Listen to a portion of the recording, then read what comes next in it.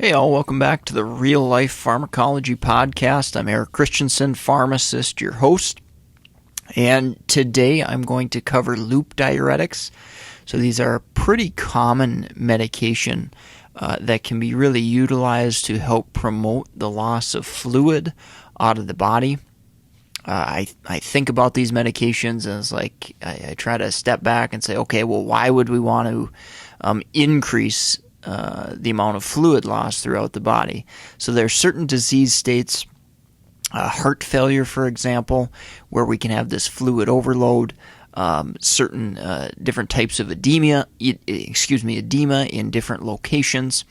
Ascites is another example of a disease state where we might have excessive fluid. So that's primarily what these drugs are going to be used for, and they're very, very potent, and they're very good at eliminating fluid from the body. So drugs within these class, some examples, we've got furosemide. In practice, that is the most common example that I see used. Brand name there is Lasix. We've got torsemide, brand name Diuretics. We've got bumetanide, brand name Bumex. And one other one I'll just throw in there is ethacrynic acid, and I'll talk about that a little bit later, but there's a slightly different variation with its structure compared to the other agents that might make it advantageous. But I'll cover that as we kind of talk about side effects and risks of things. So mechanism of action, what you're probably going to want to know for pharmacology exam or board exam is by remembering the term loop on loop diuretics, that refers to the kidney. So these drugs block reabsorption of sodium and chloride, and it primarily does that in the ascending loop of Henle, which is part of the kidney and the nephron. Okay, so that's kind of how you can remember how the drugs work mechanistically. And so with that, if you block that reabsorption of sodium and chloride, what happens is water and other things kind of go with it out into the urine and obviously out of the body. So that excess water, extra water going out into the urine can help reduce the problems that you may have with a fluid overload situation in something common like heart failure. Now, with that fluid loss, I want to talk about the side effects. So one thing that I've encountered patients complain about all the time is frequent urination. And yes, it's hard to argue with that when we're pumping fluid out of the body, essentially, with these drugs. That fluid's got to go somewhere, and it's eliminated out through the urine. So frequent urination is a big problem. These drugs tend to be dosed in the morning. That's the best time to do it, probably, because if you dose it too close to the evening or nighttime, you're going to make your patients miserable in having to get up to go to the bathroom every half hour, or maybe even more frequently in some cases. So urinary frequency is a really, really nuisance type side effect for patients, and probably the one you're going to hear them complain about most. Now, these drugs, whenever we eliminate fluid, I talked about thiazide diuretics being used for hypertension in a previous podcast. Go check that one out. But whenever you eliminate fluid from the body, there's the potential that you can drop or lower blood pressure, and these drugs certainly can do that. So, when our patients at risk, maybe on a lot of other blood pressure medications, maybe they've already got borderline low blood pressure, a loop diuretic will likely bring that blood pressure down further, could potentially cause dizziness, contribute to a fall, passing out type episode if that blood pressure does get too low. So keep an eye on those vital signs, blood pressure specifically. And the other really huge monitoring thing you need to do with furosemide or with loop diuretics is electrolytes. Okay, potassium, magnesium, calcium, all these electrolytes, usually potassium's the most significant that we keep an eye out for, but all these electrolytes can be depleted and can be depleted to a low enough level where it can cause significant problems. So hypokalemia, that low potassium, is a big deal. And how that relates to patients and their symptoms, I have seen patients report a significant amount of leg cramps on a drug like furosemide. And it's a good idea to keep tabs on those electrolytes and make sure they're not getting too low. That may be a symptom of low potassium, for example, some of those leg cramps. Rarely there are skin reactions that can happen. Ototoxicity, so ear toxicity, again, very, very rare that these are going to happen. So I mentioned ethacrynic acid. I've maybe seen it used once in practice. It actually doesn't have a sulfa group in it. So in a patient that has a severe sulfa allergy, it may be a situation where ethacrynic acid still could be used. Now you've got to go through the pharmacy and you've got to try to get access to this drug because it is just, like I said, so seldom used, so seldom that you see it. It's probably going to be a challenge to access it even if you want to do it. So it might take a little time to find that drug. With administration, I did want to mention, so I mentioned the timing and urinary frequency, usually best to dose earlier in the day.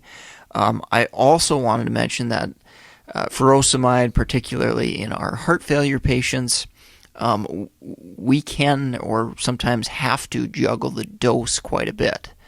So if somebody's not responding, we might bump up the dose. And with that, I've seen a lot of mistakes in medication reconciliation and patient education with the dosing, because oftentimes patients will be prescribed, let's say they're prescribed 20 milligrams a day, and maybe the clinician, the provider, who's ever adjusting that dose wants to go to 2 tabs a day. 2 tabs and half tabs and, different doses of 20 and 40 and 80 milligrams. I've seen that get goofed up. So be very cognizant of that fact. If, you're a provider instructing a patient to go to 2 tabs or take a half a tab, make sure everybody's on the same page, make sure medical records are updated appropriately, and all that good stuff. Because, like I said, when you start getting into half tabs and 2 tabs and 3 tabs, which can definitely happen with this medication, it can certainly lead to some errors at times. Let's take a quick break here. MedEd101.com is our sponsor for today. If you're looking for test prep material for board certification exams, so pharmacists like NAPLEX, BCPS, BCGP, BCACP, we've got that available. MedEd101.com/store, STORE.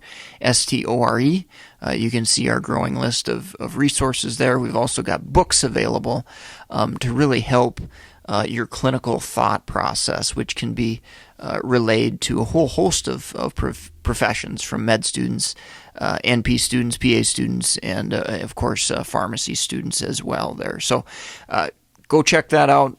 Support the podcast, support MedEd101.com. Finishing up on drug interactions with furosemide, I don't think of any really, really strong drug interactions that significantly or substantially increase the dose or increase the concentrations of furosemide.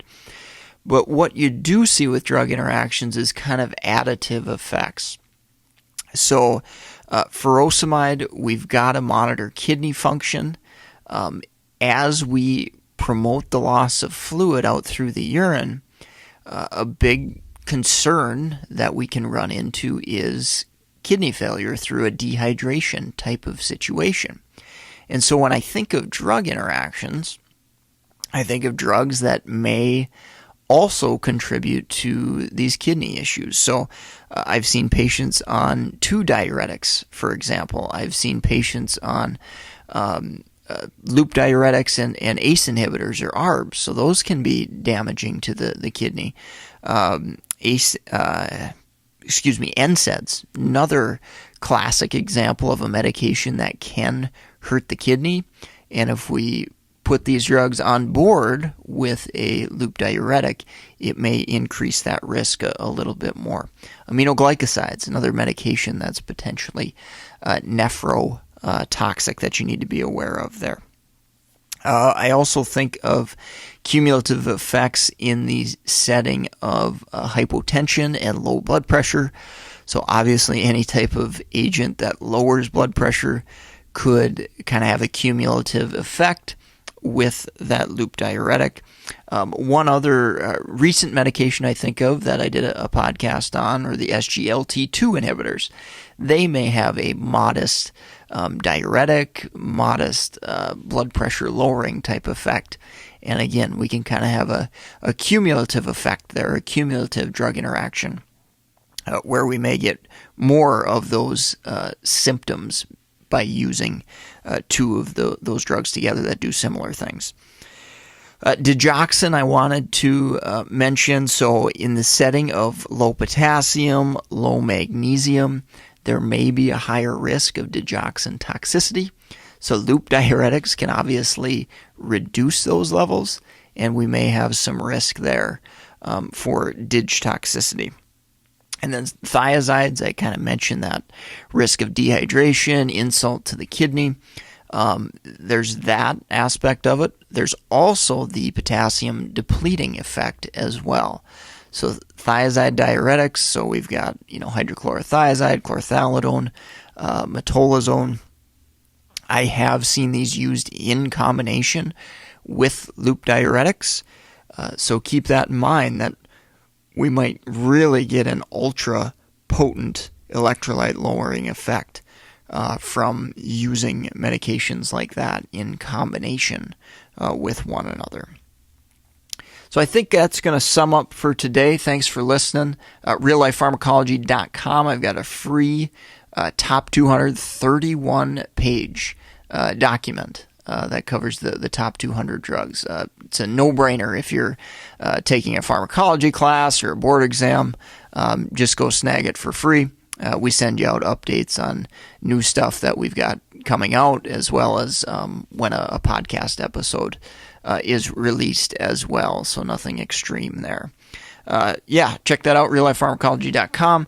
If you're listening on iTunes, Stitcher, whatever platform you're listening to us through, please leave a rating and review. Those are incredibly appreciative, and they help us go up the ranks and different things as well there. So also word of mouth is a great way to share the podcast, classmates, friends, other healthcare professionals, and or maybe even college professors. I've been contacted by a few as well that say they enjoy learning some of the real life pearls that happen out there, as well as applying it to pharmacology practice in general. So that's going to be it. Take care. Thanks for listening, and have a great rest of your day.